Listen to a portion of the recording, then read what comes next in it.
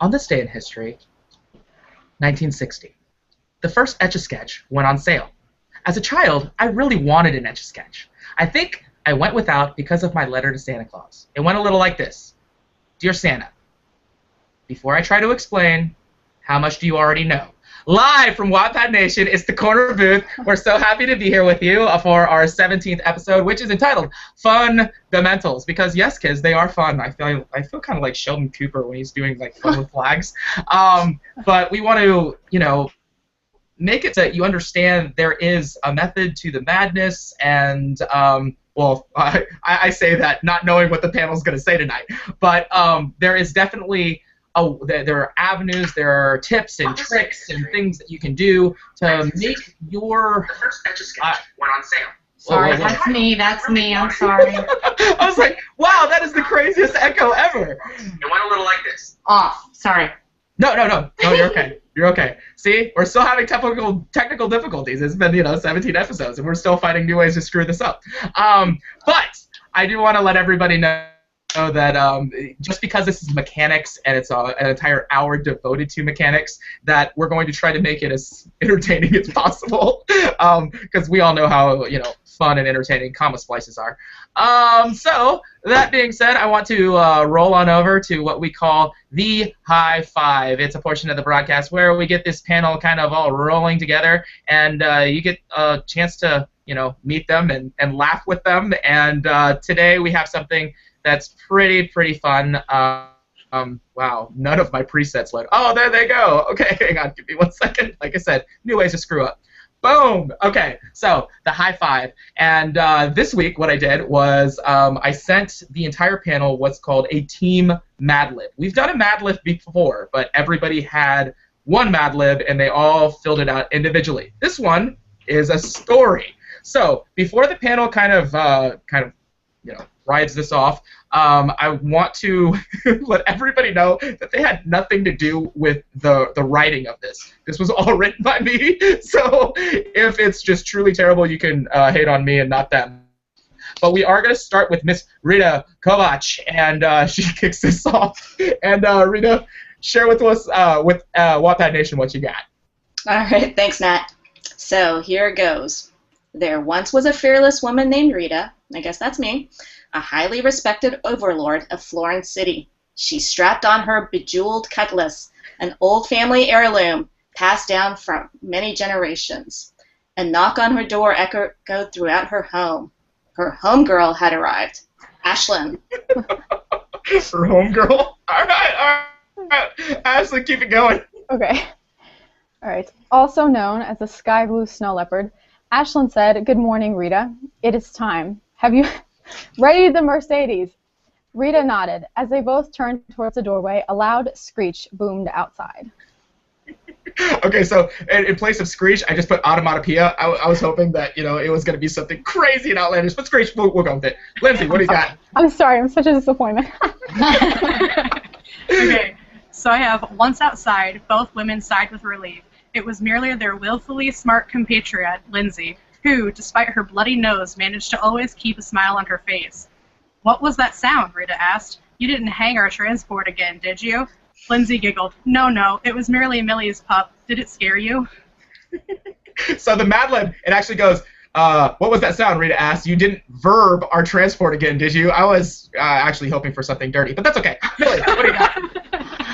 A soft voice turned all of their heads. Of course it didn't scare them. Nothing can rile the members of the Pegasus Hooves. "Mealy," Ashlyn exclaimed, "so you've opted to join us." "Of course," Mealy replied. "I can't leave it to the three of you to take down the notorious Michelle 007. Oh, yeah. I mean, so worked right there.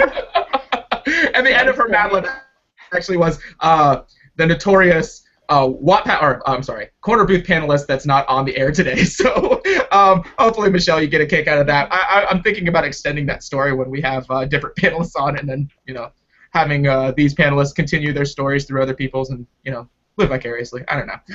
So anyways, we're getting to the, well, in my opinion, the best part of the broadcast. It's called Cream or Sugar, and let me tell you why it is my favorite. It's because it gives us a chance to put you, Wattpad Nation, in the spotlight and highlight some of your work, something that has either risen to the surface and is the cream that just knocks off our socks, or something that we just love so much we just want to throw a little bit of sugar at you. So, that being said, I am going to pass this over to our special guest panelist. She goes by C Funk 3, and it's Camille. Am I saying it Eckhart? Is that Eckert. Right?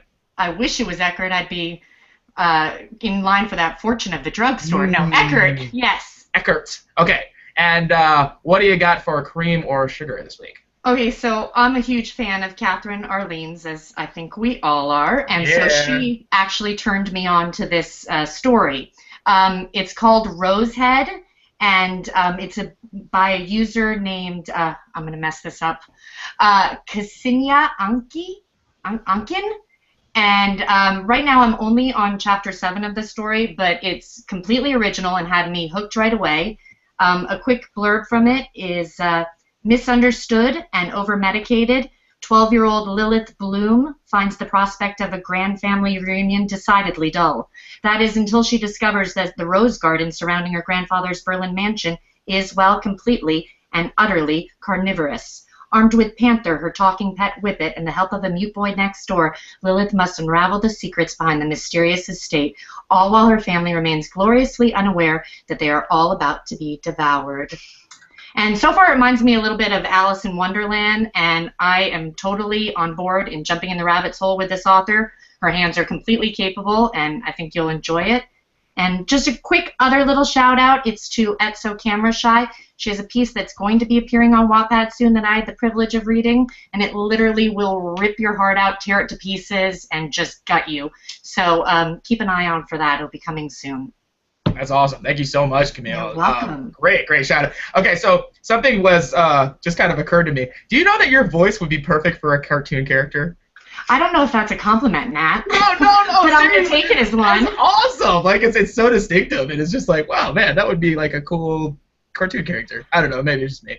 I digress. Miss Rita Kovach, what do you got? Okay, so I've had both of these books on my currently reading list forever, and it's only for lack of time that's kept me from finishing them already. First off is E.A. Jordan 13's Survival 13. This is the story, it's an adventure story of 13 survivors, of a plane crash and their struggle to stay alive while first they're stuck in the middle of the ocean and then on a seemingly deserted island. I won't give away any spoilers, but there's tons of action and lots of unexpected twists, so I highly suggest that you check out Survival 13. The other one is The Great Sky from D.G. Laderoute. This is also a book that I can recommend because not only is it written really well, but there's just enough magical realism to keep you wanting to turn the page. The story focuses on 16-year-old Piper, a First Nations boy who encounters increasingly strange supernatural occurrences while struggling with everyday teen issues. Again, that's Great Sky from a Canadian young adult fantasy author, D.G. Laderoute. Ooh, I just like that name. That'd be like a really good character's name. You know, maybe they can be voiced by Camille. I don't know. Ms. Ashton McCowan, what do we got? Okay. So my first shout out is called Skin Deep by Grayzone at Grayzone, and I've actually reviewed this on a book before, but I don't know if it got lost, so I'll just do another shout out. A few weeks ago, we discussed at the end of the broadcast the question about the lack of disabled characters in fiction, and this book stands apart from the crowd by tackling such a topic. The main character, John, is deaf. Or no, he's selectively mute, and the girl he falls in love with is also deaf and very broken. In approaching the book from a technical standpoint, the author did extensive research concerning American Sign Language, the deaf and mute communities. It's very tactfully done. I really appreciated the research she did. The plot and characters is just sort of exquisite, very different. Touches of magical realism, sort of supernatural. For those that speak, the words that they speak appear on their skin, and for those that don't, some become so desperate that they etch the words on the skin themselves. So it's just a beautiful progression of words and train of thought, and I would highly recommend checking this book out, as it is very underappreciated and a fresh concept within the Wattpad community. My second shout-out is Blackout by Kristen at Fee Fi Fo Fic, total tongue twister. The plot jump starts. I'm going to need you to repeat that 3 times, Ashley, really fast. Can't do it. The prologue jumpstarts a plot and a cast of characters that just move really effortlessly and humorously through this futuristic world that the authors created. Within the first few paragraphs, it becomes apparent that Alexandra, the main character, has a sharp wit and a strong will, which I think is essential in a book that deals with death and widespread epidemics and possible sort of frightening futures. Alex and her close childhood friends, the Foster boys, emerge from a night of pizza and movies into a world that has exploded and fallen apart. The fate of their families is uncertain, and the sickness that has begun to spread across the land is unknown and all the more threatening. Yet in the face of this, the author retains sort of light strains of humor and takes this diautopsy novel into a place that's very enjoyable but also heartbreaking, and sobering but also fun. I'd recommend that as well. Well, thank you, Ashlyn. I'm sorry, I was distracted by your hat. I didn't catch any of that. No, we were talking about it earlier before the broadcast aired, how Ashlyn was deciding whether or not to wear a hat because she didn't know if it would pull focus. So, yeah, everybody gave a hard time to Ashlyn about her hat. I do want to say hello to the 20 live viewers we have right now, which is crazy. Thank you so much for tuning in live. Ricky, Archie, Layla, Catherine, Melody. Who else do we have? I'm just reading these really, really super fast. Catherine Genzel, what's up? So you heard, you get a little bit of love there. Yeah. So we do love you all. I'm sorry that I can't scroll through this entire thing because it's really, really, really long. We're loving that you guys are chatting during these and getting to know each other. One thing that we all want to know is where in the world are you? So if you're tuning in from, somewhere in the States, just a Podunk, Texas town, or if you're way across the other side of the globe, we want to know where you guys are approximately. And I'm having a feeling like some people are going to get weirded out and saying, I'm not going to tell you where I am. I'm from Narnia or something. I don't know. But Lindsay, what do you got for us? All right, I have one this week, and the one that I have is Melanie Abed with her book Annie Moon in the Elemental Artifact. I've been reading it, and it's a fun little book that follows Annie as she discovers a world of elementals, a little thing called funk, and a host of other creatures. Annie knows none of these things at the beginning, but when her best friend is kidnapped, she gets pulled into the elemental world, and she has to figure out how to navigate it so that she can save her best friend. There are characters that are totally different and fun, completely unique.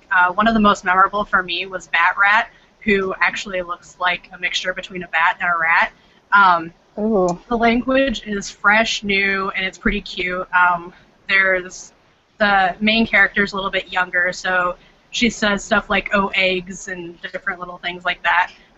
So it's good with the main character being younger. It's good for all ages, old, young, whatever. It's a really fun book.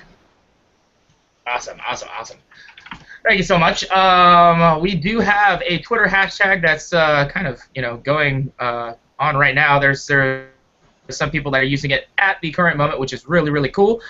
You can tweet at us anytime during this broadcast by using our hashtag TCBWatt. We do read them live in real time, and we'd love to answer any questions. That being said, we also read the live comments. So if you're on the YouTube thread, then ask us questions. We'd love to answer them. And, we got a special guest here. She's kind of a big deal, Camille. So if you have any questions for Camille or anything that she's done or will be doing or I don't know, anything that you want, hopefully it's not too inappropriate. Tell me when, Camille. Just tell me when. My bar's pretty low, so it's okay. So you hear that? So, it's pretty open-ended. That brings us to the portion of the broadcast called the entree, which is the meat of the discussion. And like I said, this is all about fundamentals. We're talking about mechanics, and this week we're going to tell you why they're so incredibly important. We're hoping that you have some solid takeaways from this. And like I said, if you have any questions, don't ever be afraid to either ask anybody on the panel. People who have been on the panel, they're more than capable of fielding these questions that you have. So whoever you feel the most comfortable with, don't be afraid to give them a shout. I'm sure that if they don't know the answer, they can point you to in the direction of somebody who does. So question number 1. Everyone has that one pet peeve when it comes to grammar. Tell us yours, panel. What's an easy way to rectify this? I am going to start with Miss Ashlyn McCowan. Okay. My pet peeve is kind of stupid. Okay, it's apostrophes. I scroll through social media all the time, and people leave apostrophes aside, and maybe it's the nitpicker in me, but it drives me insane. So I think spell check is a real gift to you who are apostrophe challenged. Please take note if you have like a squiggly line under your word, just correct that. But in all seriousness, if you're having trouble with grammar, I don't know if this is part of the question. Oh well, my best suggestion. You can create your own question. I don't even care. Is would be to seek out a writer that you admire to mentor you. I've found that writers are incredibly willing to reach out and to help people. So just asking, if you're having trouble, just having someone look at that and help you kind of fine-tune, which is probably the greatest gift that you can get from an older writer. So that's mine. Absolutely. And I think that Wattpad provides a really, really great avenue for that. You can find pretty much anybody that has to do with anything, and any question can be answered ultimately, depending on how far you're willing to dig. If somebody can find the meme, or not the meme, the GIF for Ashlyn, it's from the show Friends, and it's where Ross is just kind of losing it. And he's just like, Y-O-U apostrophe R-E means you are. Y-O-U-R means you're. If somebody can find that GIF for Ashlyn and just send it to her on Twitter, Please I mean, it'd be a perfect GIF for her. Miss Lindsay Lippincott, what do you got for us for question number 1? Okay, so my biggest pet peeve, kind of going off of what was just said, is when people use those types of words incorrectly, and I'm mainly talking about like the there, and there, and another one that really gets me is apart and a part. Oh. So sometimes my fingers even goes too fast for my brain, and I end up messing up and making like mistakes with that too. And when I find them, I feel like kicking myself, because whenever I come across that, it like for some reason it just really hits me, and I'm just like, no, I hate it. But one way that I would say, like, for fixing it, and I'm guessing that with the "and yes, duh" proofread was in parentheses, I'm guessing that's not an acceptable response. So another way to, like... well, proofread was kind of like, yes, we understand that if you proofread your work, you are going to catch some mistakes. Mine for that is, if it's not about proofreading, make sure that you understand what each of those means exactly. So know that there with the apostrophe RE is used for they are, and a part with a space is used to say that something is a part of a whole of something, and so on. Yeah, absolutely. Know what you're writing. It always makes the story a lot better if the author knows exactly what they're writing. You all know that a semicolon is not just used for emoticons, right? It's actually a really useful utility in literature. Ms. Rita Kovacs, can you expand on this question for us? Yes, I can. And first of all, high five to both Lindsay and Ashlyn. I think they're on this side of the screen because they basically took my answer, but I'm going to say it again. But I think that really shows that these things are like really big pet peeves for a lot of people who try to write properly. So regarding grammar, it's the simple things that bother me because I feel like they're the easiest ones to fix. And if they're still wrong, to me that makes it feel like the author doesn't respect his readers enough to even try. Things like interchanging everyday homophones, as Lindsay just said, like the possessive there. Oh my gosh, she has cards! That's amazing! I feel like we should apply you for this. There, or the location there. Sends a shudder through me every time. It's not that hard, people. Spelling is also a big one, given that everything has, as Ashlyn said, a built-in spell checker, unless you're writing directly into Wattpad, which you shouldn't anyway. Use a word processor, save and copy, paste. After spell checking, of course. This will also allow you to have a backup of your work. So that's mine. Absolutely. And I think a lot of people that use Google Docs, I know that I use it constantly. It's free, and if you have a Gmail account, it's already built into it. So if you need a word processor that's actually fairly decent, Google Docs really does it well. But I just think it's awesome that you brought flashcards. I feel like really, really underprepared right now. Ms. Camille, what do you got for us? I was just going to say, you feel underprepared. Uh-oh. If you don't have a visual aid, I'm sorry, I'm booting you. I'm sorry. I need like a graph. So I don't really have too many grammar pet peeves. I actually teach middle school English, so I kind of feel that I'm numb to bad grammar sometimes. And I, try to look beyond grammar a lot of times just to see what the writer is trying to express. But I still bring out my red pen, so I'm not that nice of a teacher. But I think really my biggest pet peeve, because we all make mistakes. I know I still do constantly. Just look at my work in Wattpad and you'll see. My issue is when these mistakes are pointed out to you and you don't learn from them. As a kid, I misspelled the word principal a lot, all the time, and it was pretty ironic since my mother was a principal. But it was drilled into my head that your principal is your pal. And to this day, whenever I write the word, that saying is being kind of replayed in my head. So I think they're little tricks, know what your weaknesses are, identify them, and kind of, while you're writing, work on them. Yeah, oh yeah, absolutely. I think it's always a work in progress, I guess. That's the way I'm looking at it. I just want to share some of these pet peeves from our audience. Ricky Pine goes on to say, I've read a few stories where dialogue is suspiciously comma and or period free. Yeah. I'm right there with you, buddy. Yeah, exactly. That would just, Ashlyn would probably close that real fast. Melody Shalern, she says, I think my pet peeve is using the words awesome, legit, and epic wrong. Please stop. JK. And then Catherine Genzel says, I go crazy with apostrophe freeze. I always insert more than I should, and I'm never sure the proper way to use them. LOL. Catherine, come on. We all know that you're a fantastic writer. Yeah. Really, you're not fooling anybody, girl. Wow, you guys are just really, really awesome with all of these these responses. We're having a really, really great time reading it, and just knowing that you guys are really, really engaging with us is probably one of the best things in the world. So I am going to scooch on over to question number 2. Well, what's the one part of mechanics that plagues you, panelists? How do you keep from making the same error over and over? And Miss Ashlyn, what do you got? All right.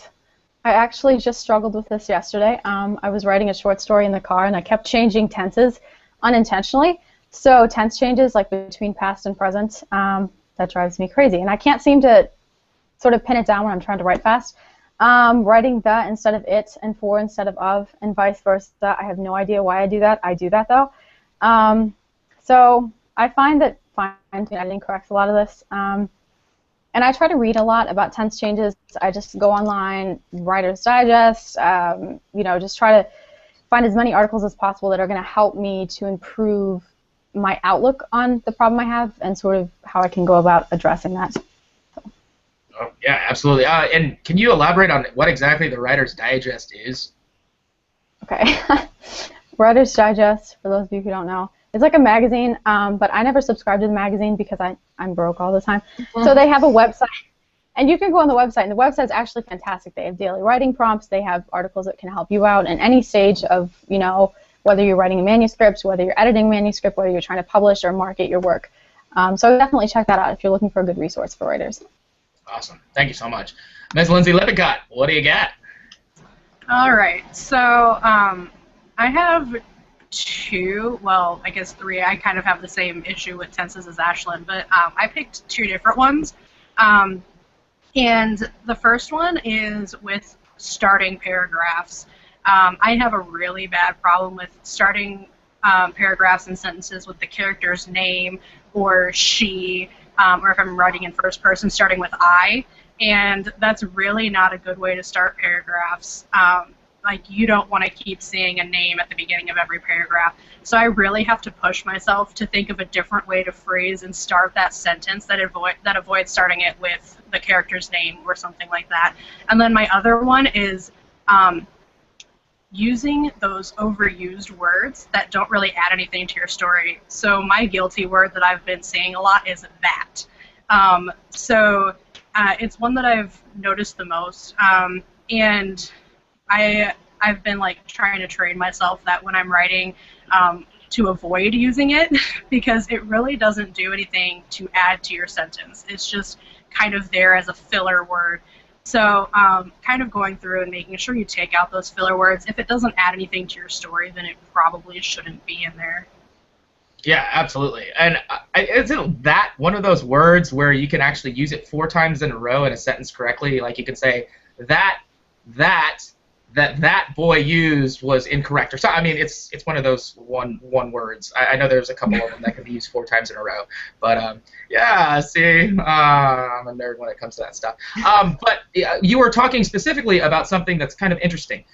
Grammar is different than something called syntax. For those of you who don't really know the difference, grammar has a lot to do with just kind of the punctuation, capitalization of proper nouns and stuff like that. Syntax is about structure.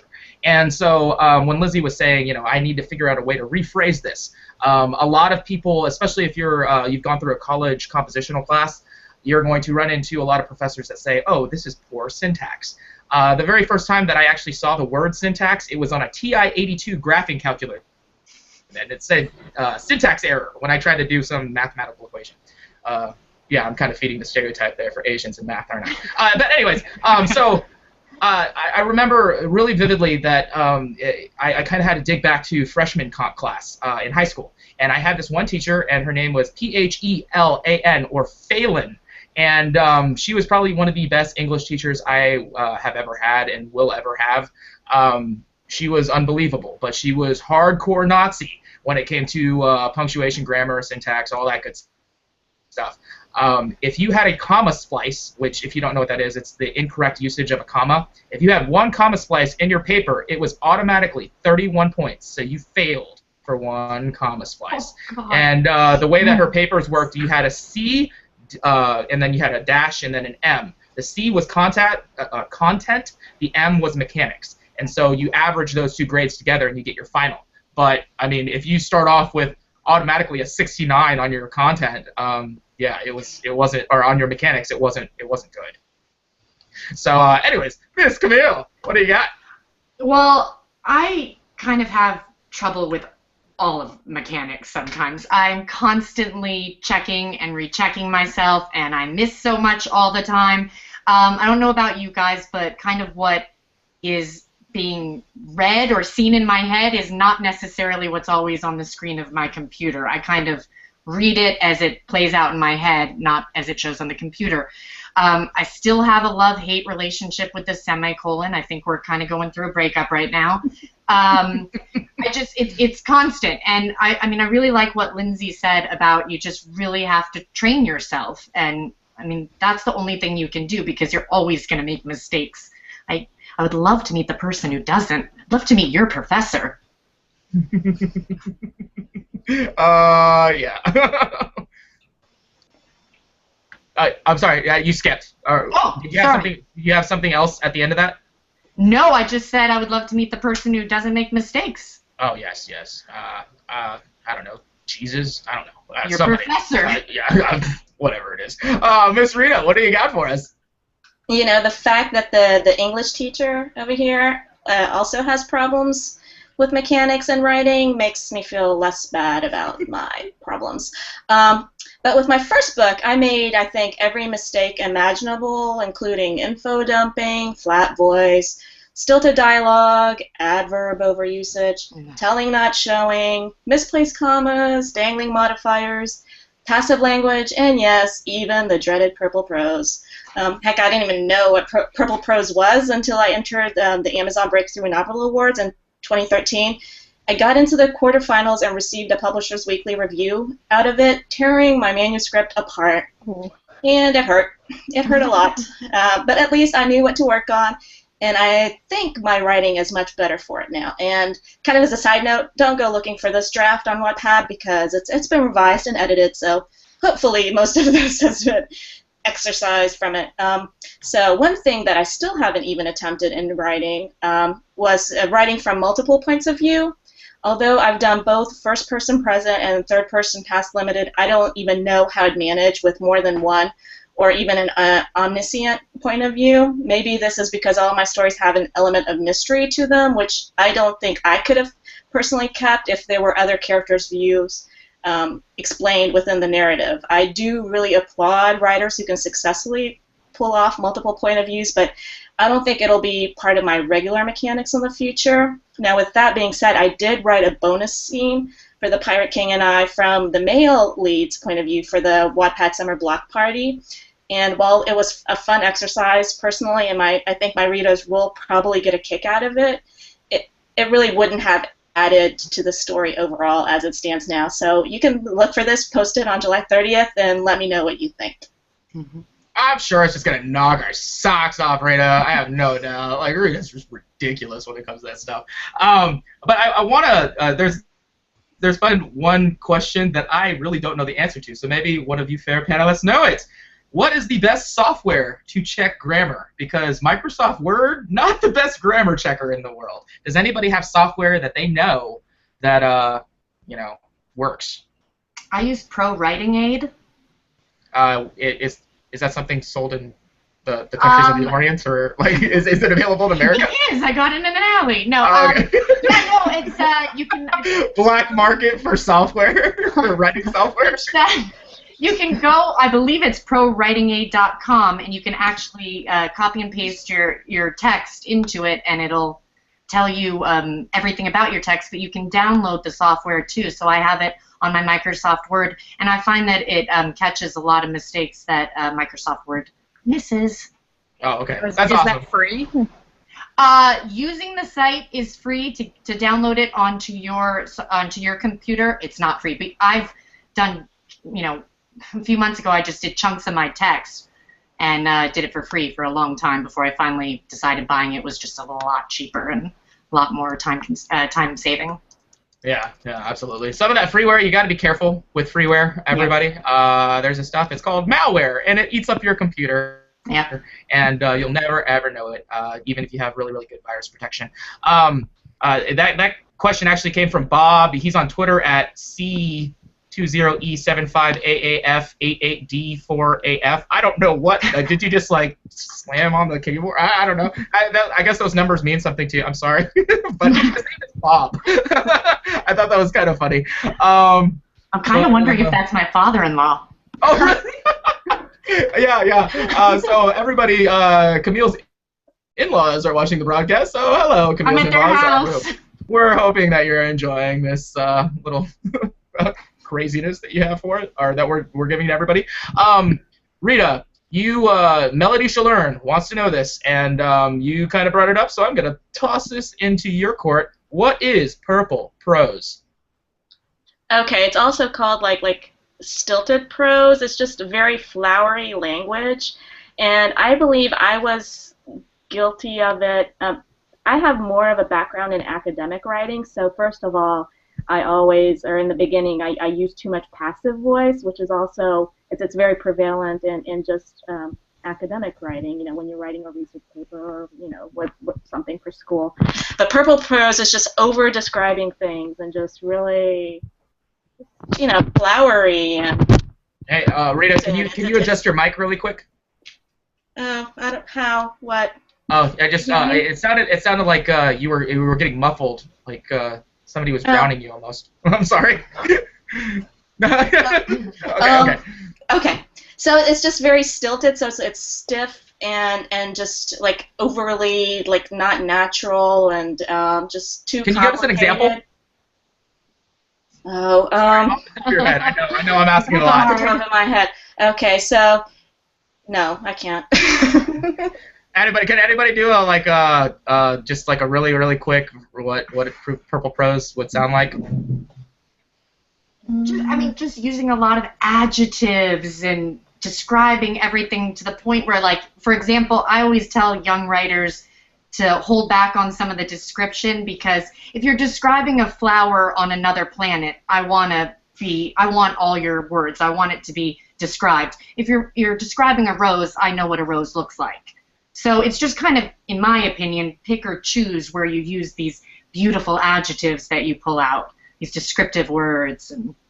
Oh yeah, absolutely. If it's like the guy went to the bathroom, you don't have to say the gentleman from the southern colony took a journey to the secretion facility. That's I don't know. Maybe that's purple prose. I don't know. Maybe somebody will use it. Who knows? And then let's see. Camille, what computer? This comes from Reddit twice. Camille, what computer software or apps do you use? Oh God, I don't even know. I am like, I type on my iPad. All my books are written on my iPad. That's all I know. I don't know what software it is. It's just my iPad. See, we're really, really professional here. Really, really professional. And then, wow, you guys are like blowing my mind with all this. Just the people on the live chat. Ricky Pine moves to ask. I'm gonna give this one to Ashlyn. What's the, or I guess everybody can answer this. What's the panel's point of view on second-person point of view? And I'm gonna start with Ashlyn. Okay. Let's see. What's my point of view here? I don't personally really like it. I once tried to read an entire book, and the entire thing was written in second person, and it drove me absolutely nuts. So I don't know if anyone's read The Night Circus. Erin Morgenstern. I just totally pronounced that wrong, but she has. It's just maybe a page or 3 paragraphs of second person interspersed at maybe like 4 points throughout the entire book, and it's a pretty thick book. So I think that's sort of the best way to do it, just with a very, very, very light hand. And not kind of overburdening everything in the scene, because it does kind of become cumbersome to pick through mentally what's happening in the scene. Right. Rita, you got any take on second person? It's kind of a weird point of view in the first place. I know, I totally agree. I can't. I mean, I think there must be some areas where it could be useful, but like Ashlyn said, maybe like used very sparsely in a story, because otherwise it could get really, really annoying. Yeah, absolutely. Well, there's a, I don't know how many people, well, if you haven't seen the movie Fight Club, you need to see that movie. But it's third person, but it's just they pick up this book, and it's like I am Jack's spleen or something like that. It's just written really, really awkward from like a third person. It's just weird.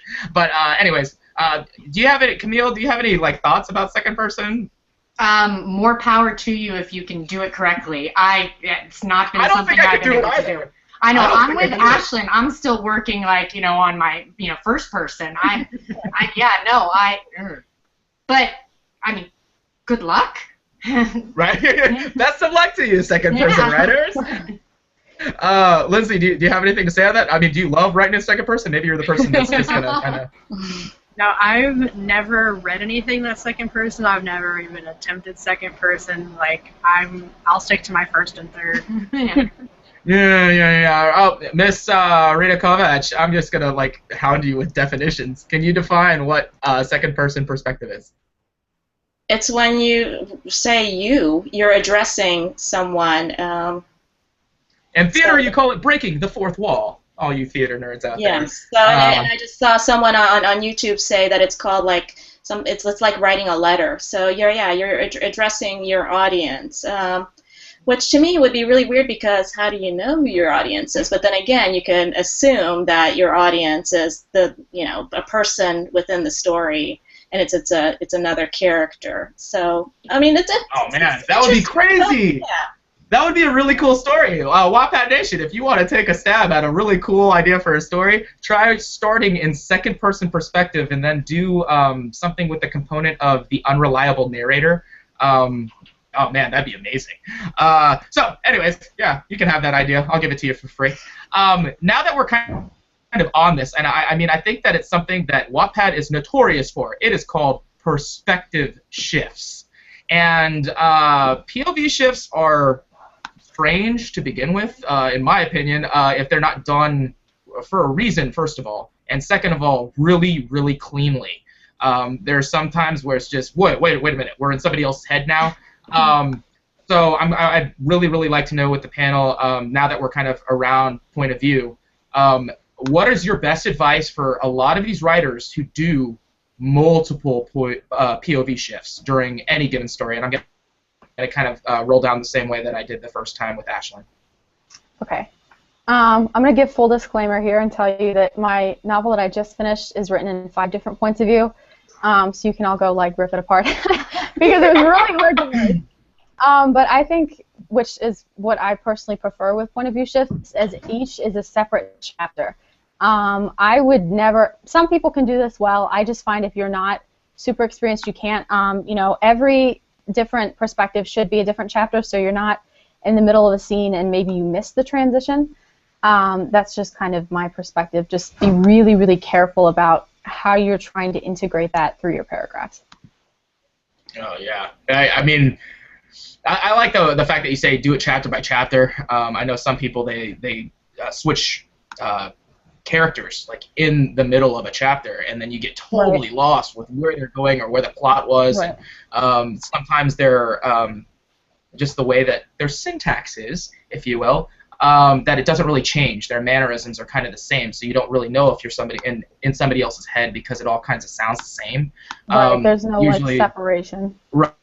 The best POV shifts that I've seen. There's a distinctive kind of either they lean on verbs more than most, or they're a little bit more flowery with their language. Not necessarily purple prose, but they just are more descriptive with things, or they have a different cadence. That's kind of super advanced stuff. If you're a person that looks at dialogue a lot, I mean, I love dialogue. I think that it drives a story in a way that narrative just can't do, and it just it makes it so that you kind of are breathing life into these characters, and I really enjoy very well written dialogue.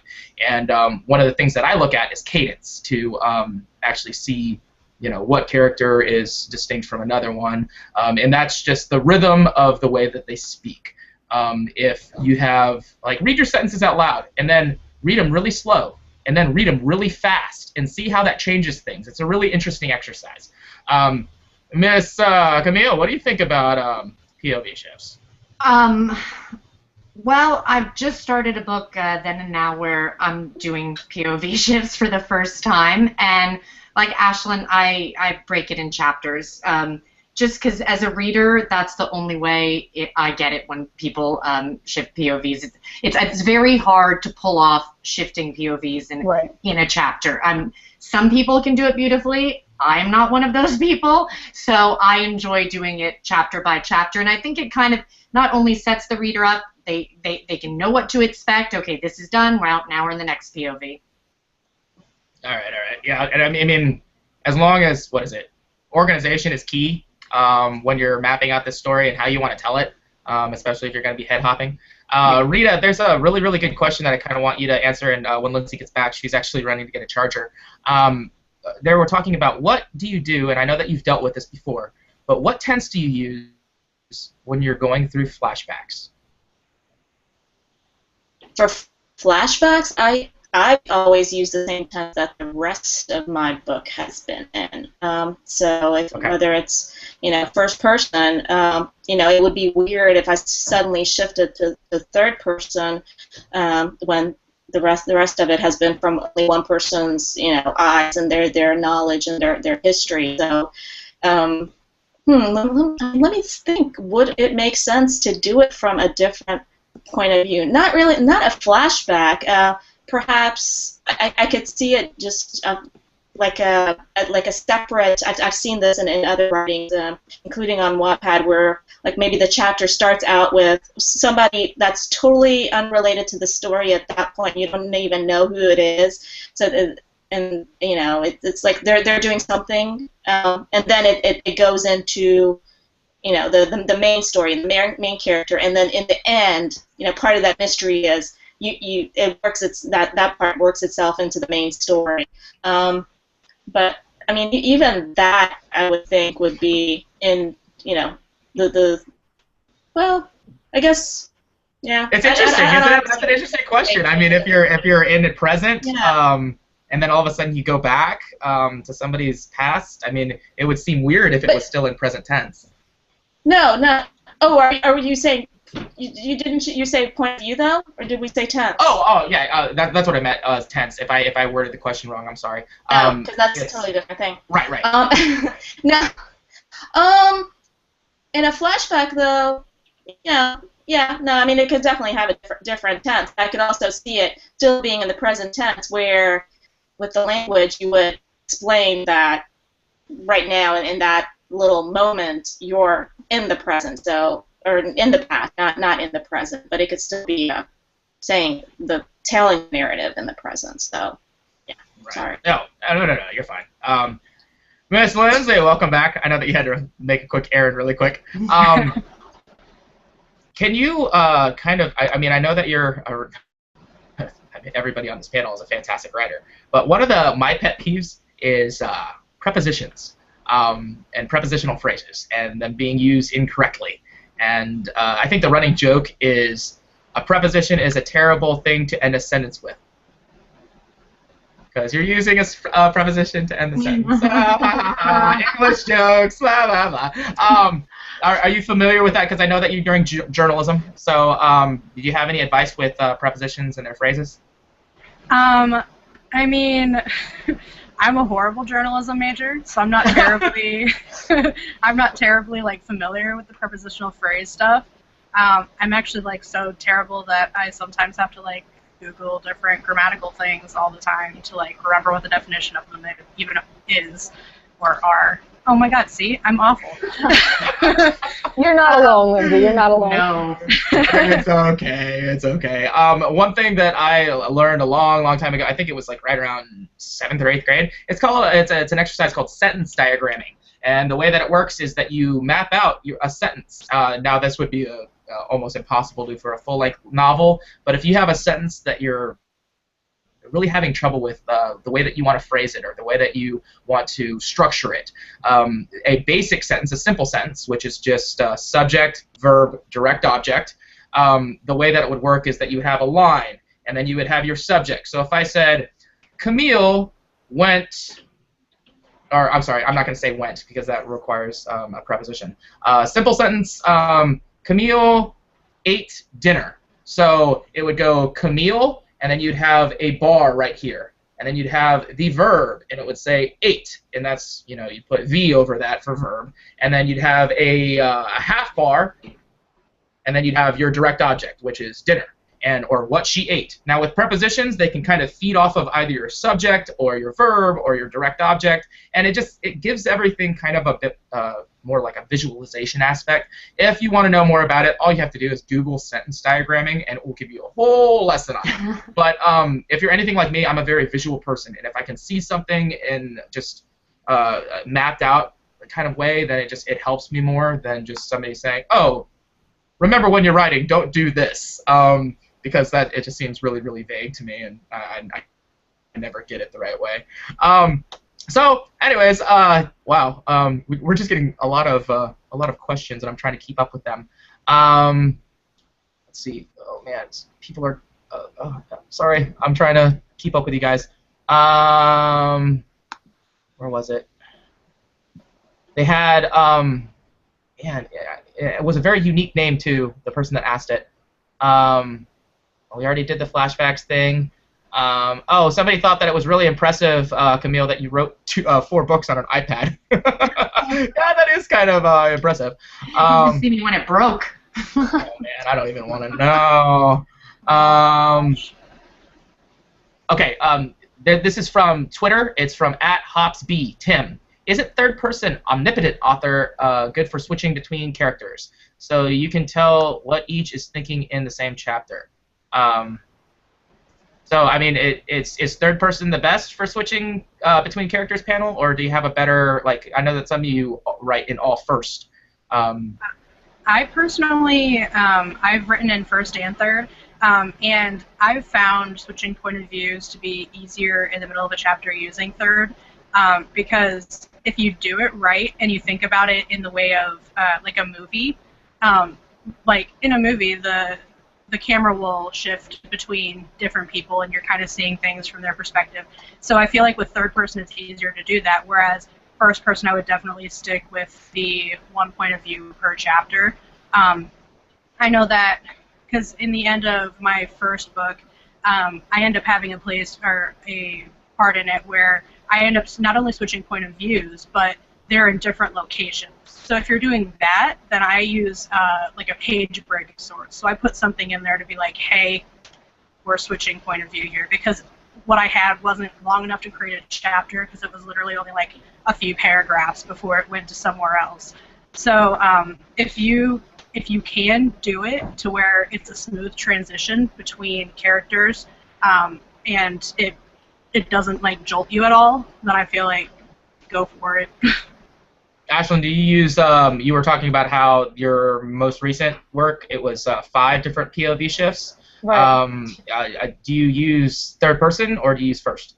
I've actually gotten in a really bad habit of writing in third person. I used to write exclusively in first person, and then I switched to third. I don't really know why, but it just kind of got stuck with me, and now I can't sort of go back to character changing, because for me as the writer, I don't know if anyone else experiences this, if I'm trying to write 2 different characters both in first person, I tend to kind of mesh their personalities together. But if I'm doing third, I can kind of sort of, I guess, repeat the name or repeat different things that are exclusive to the character, because it's sort of outside of what's happening. Helps me kind of make the distinction, but that's just what I do. No, I mean, anything's useful. Any advice, absolutely. We're going to scoot on over to a portion of the broadcast which we call Pass the Salt. It is just an honest just observation or tip or trick, just something honest and genuine in 140 characters or less, so you can tweet it out. Please, if you enjoy these, don't shy away from tagging these panelists and then using our hashtag for it. Miss Rita Kovacs, what do you got for Pass the Salt? Okay, this is really cliche, but I really believe in it. So it's write the book you want to read. Absolutely. Amen. I love it. I love it. Miss Lindsay. Okay, mine is writing is the only place where comb-overs are appreciated. That's Wow. been retweeted. Oh, yeah, seriously. Somebody retweet that. Fantastic.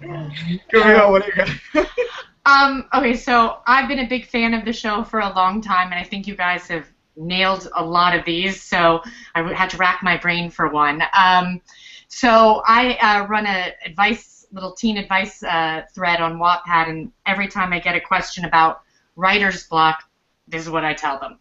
Take a walk, dance on tables, kiss random boys or girls, get lost, have an adventure. Basically, you cannot write about life if you don't live it. Ooh. That's a good one. Yeah, seriously. So, Camille's advice on life is go out there and make a bunch of mistakes so you can write about Yes! it. Yeah, I love it. That's awesome. That's like my life's mantra. Ashley, what do you got? Okay. Mine's a tiny bit cheesy, but we're going to go with it. It's read things that make you uncomfortable, write things that make you afraid or uncertain. By pushing past the mundane, you can begin to reach for greater things. Like that. Wow. Yeah, so Ashlyn's going to this school called Baylor, and it's really hard to get into. And that's exactly why, because she's ridiculous. Brilliant. Melody, was it Melody? No, it was Andrew Cunningham. I'm going to get to your question in this portion of the broadcast, which is just kind of a tie-up of everything. We got about 7 minutes left. Congratulations, panel. We made it to the end of episode 17. What up? Which is pretty awesome. Camille, you've been lovely. Thank you. You got a question from this gentleman on the Tweety. Is Andrew Cunningham. Camille, how did growing up in Taiwan influence your writing? This is my ex-boyfriend from high school. Whoa! It is Hi, called Andy. Got awkward. Yeah, I haven't talked to him for years. Yeah. Growing up in Taiwan influenced me greatly. I was able to go to a really great school and have really great English teachers, and I'm actually trying to start working on a series, a young adult series called Expat Kids, kind of based on the experience growing up there. So thanks, Andy. I read part of your bio because before, like, I invited you on the show, I had to stalk you. Like, that's just how it rolls. You have kind of an interesting upbringing. Yeah, not normal. Can you elaborate on it for people who are watching so they can understand? Sure. My dad was in international business. He worked for Black & Decker Tool Company and then later on Vice Grip Tools, and he sold overseas in Asia. And my mom was an international school teacher, later principal. And so they were in Saigon in the 70s. They were there for the fall of Saigon and evacuated to Singapore where they had me. And then we moved to Taiwan, and I grew up there my entire life. And now I'm back in Asia because my husband, Tom, works for the State Department, so we travel all over the world and move every 2 and 3 years. Does that, like, I mean, those transitions, is that kind of a hindrance on your writing, moving around so much? Not really. I actually kind of find it quite inspiring. I'm always finding new locations to write in. I wrote in my garage in Virginia. Now I'm writing in my balcony in Vietnam. So, I mean, it's just constantly, like, new locations and new inspiration.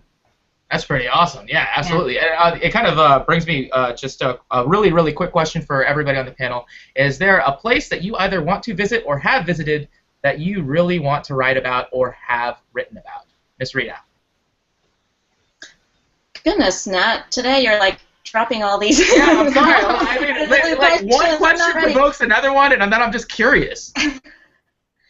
I love England, London in particular. I've been a couple of times, and I've tried to weave that into 2 of my stories already. So, you know, the present right now may be historical London in an upcoming sequel.